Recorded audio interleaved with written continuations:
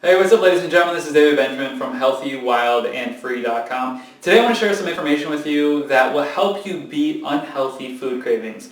So I think to some degree, most of us, if not all of us, have some sort of craving for unhealthy foods, whether it be sugary foods, salty foods, fatty foods, whatever it may be. And before I share this information with you today and different techniques that you can use to beat unhealthy food cravings, I want to just ask you a simple question. And that question is, why do you crave the foods that you crave? Now, that's a simple question, but it can lead to a second, third, fourth question. And those secondary questions to that lead-in question are, why do you crave what you crave?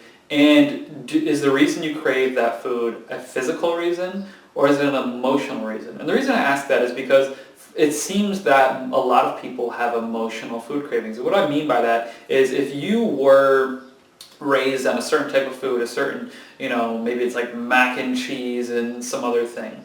Maybe your cravings for a specific food is an emotional craving. It's not that you really enjoy that food that much, or you absolutely love the taste or the flavor of it or the texture of the food or whatever it may be. It may simply be the reason may be simply because you crave that food because it makes you feel like you did when you were a child. And how did you feel when you were a child? Well, you felt like your dreams and goals and aspirations and ideas were invaluable, and that the world was going to be this amazing place you grew into, and that anything was possible, right? So it's interesting that sometimes our cravings for food come from emotional cravings, meaning we want to feel an emotion we felt when we had that food prior, like in our childhood, for example. So if your craving is emotional, what can you do about that? Well, there seems to be some sort of malnourishment emotionally that would cause the craving for that food. So if it's an unhealthy food, obviously if it's a healthy craving, hey, that's great. You're craving, apples because you ate apples as a kid or whatever it may be. Go for it. That's amazing. That's awesome. But if you're craving an unhealthy food because it helps you feel like you did at some point in your life, whether it be childhood, or maybe you were in a relationship with someone that really liked, Nutella, for example, and you were like, I'm diving in, I'm eating Nutella like crazy because, I really miss that person, and I want to feel like I did when I was with them. There's a lot of different reasons we have food cravings, and it seems like maybe half of them are emotional-based reasons. So if you crave a food emotionally, and you actually know that, and you're mindful and aware enough to understand that, and that's why I ask those questions, to hopefully inspire you to dig a little bit deeper and find out if the craving is emotional or physical. This is what I recommend. I recommend looking at those foods that you're craving and trying to do your best to understand and feel the emotion that you felt when you ate those foods previous to eating them at this point in your life. So say it's, for example, certain it's cookies, or it's macaroni and cheese, or whatever it may be. How did you feel? How do you feel right now when you eat those foods? And how did you feel when you were a child when you ate those foods? Oftentimes it seems that we crave foods that are unhealthy from a previous point in our life to bring that emotion into the future with us, because we miss that emotion. We miss the person. Maybe your mom used to make a certain type of food, or your dad, or your aunt, or your uncle, or your cousin, or your friend, or family member, or anybody, because you either miss them or you miss the emotion you experienced at that point in your life. And whether you're missing that person or that emotion, that habit has to stop, because it's not healthy for you, and you are trying to bring back and kind of evoke this emotional state through a food, which is a channel, it's an avenue, but you are suppressing something that's deeper. So let's look at it a little bit deeper. If you are using food as medicine in that type of way, as emotional medicine, you have to really look and kind of address why you're eating those foods, those emotionally triggered foods. What are those emotions you're experiencing, and what can you do to evoke those emotions in your life naturally without having to use food as a high to do so?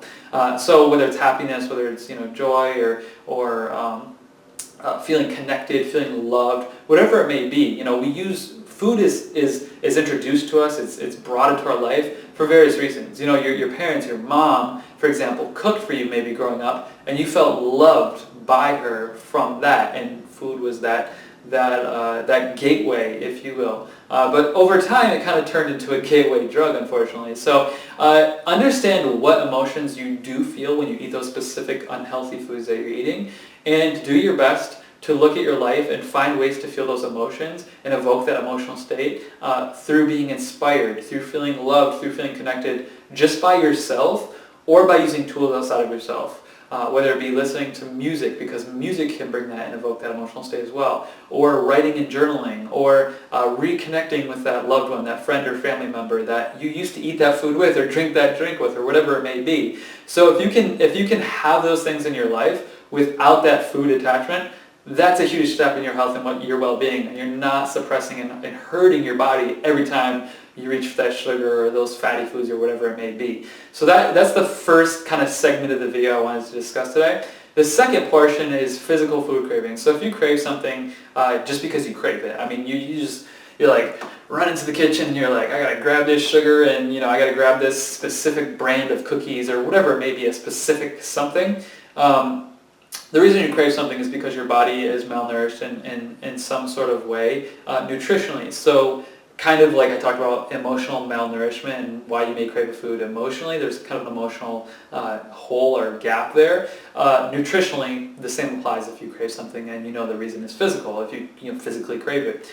So if it's sugar or fatty foods or anything along those lines, artificial sweeteners or salty foods or things like that, what you have to do is look at that food and understand sort of the profile of the food. So for example, if you're craving sugary foods, there's a good chance your blood sugar levels are often low or often imbalanced.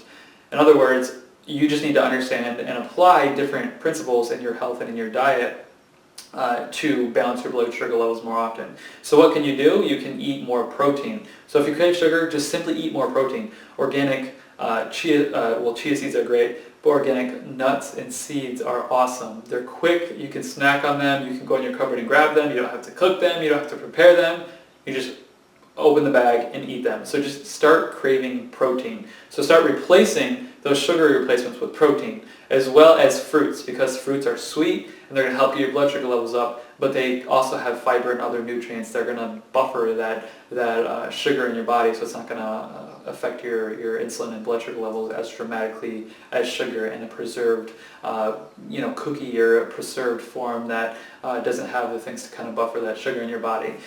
So fruit is a great replacement for sugar, as well as protein for sugary things. For salty foods, you may just be mineral deficient. There may be electrolytes or trace minerals or minerals that you're deficient in. I just recommend having Himalayan salt on hand at all times, literally. Like I always have Himalayan salt in my house. I've always kind of craved salty foods, so I always have Himalayan salt. Himalayan salt has 84 minerals. It has minerals and electrolytes, whereas regular table salt has like 2 or 3, and they bleach it. I mean, it's literally not healthy. Like iodized salt is not healthy salt at all. There's very, very little value to that. Whereas Himalayan salt, there's a tremendous amount of minerals and value. So if you just upgrade your salt to Himalayan salt, there's also other salts as well that you can change to. Sea salt, pure sea salt is better than regular table salt as well.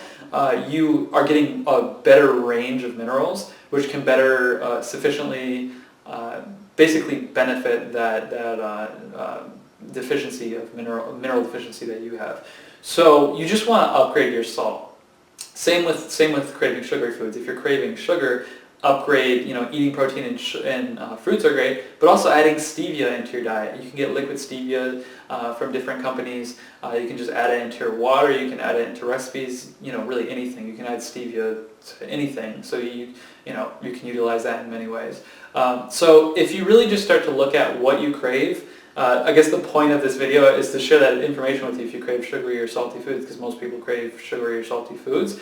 But if you crave something else, or even just craving those sugary or salty foods, it's important to understand why you crave those foods. Because there's a chemical reaction occurring in your body when you eat a food, whether your brain chemistry changes up here or your gut chemistry changes down here. There's a chemical reaction occurring in your body, and once you understand what that chemical reaction is and why you crave those unhealthy foods, you can begin to upgrade your quality of foods to choose better foods that better suit your health and your well-being, yet keep that craving at bay and don't allow it to affect your life and to cause constant, withdrawals if you're away from that food for a while. Because really food is a drug. Sugar is a drug. Sugar is more of a drug than cocaine is, because there's science that proves that. So it's important to understand, first and foremost, is your craving emotional or is it physical? And if it's emotional, find out the emotion that you are desiring through that food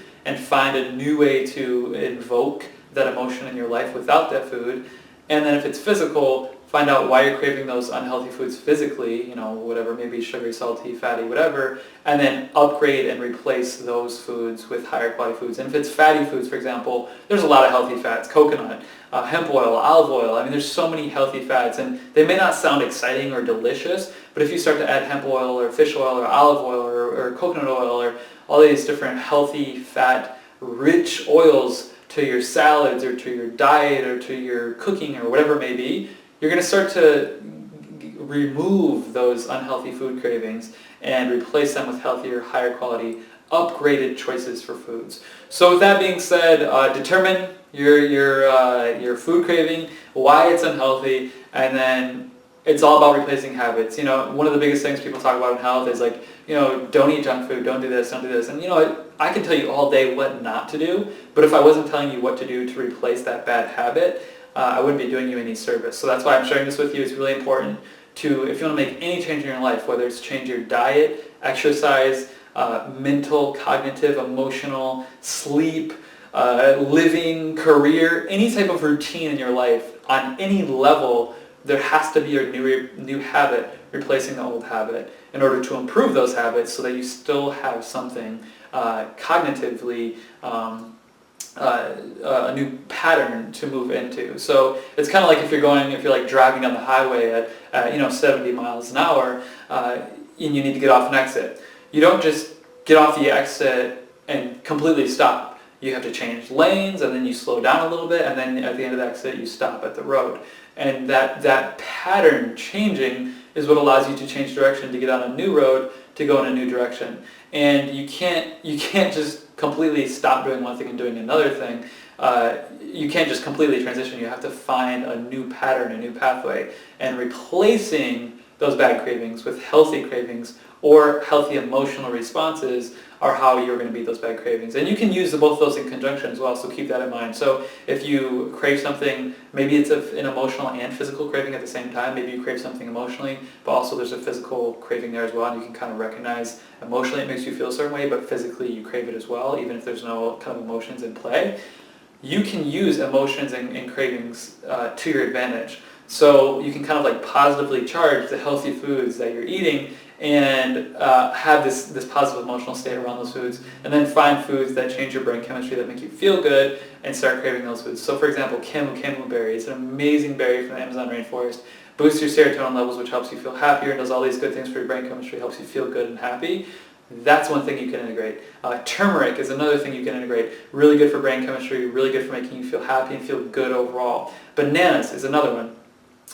Yellow food as well. Camu berry as well as turmeric and bananas are all yellow or kind of orangish in color. Yellow and orange foods kind of uplift you and help you feel happier. So if you can kind of use those foods to your advantage, if you're feeling down and you're trying to use food as a form of emotional therapy, if you will, just go for those yellow and orange foods: turmeric, camu berry, bananas, oranges, things like that. So that's it for this video. My name is David Benjamin from healthywildandfree.com. Hopefully some of this information helps you in some way or another beat unhealthy food cravings in your life and choose healthier options. That's what Healthy, Wild, and Free is about. That's what I'm about. That's what I'm here to do on this planet. And I will see you in the next video. Make sure to please like, favorite, comment, and share this video below. Subscribe for future videos, whether you're on Facebook or YouTube. I'll see you in the next video or the next article on healthywildandfree.com. Make sure to live healthy, wild, and free, and I'll see you in the next video. Have a great day.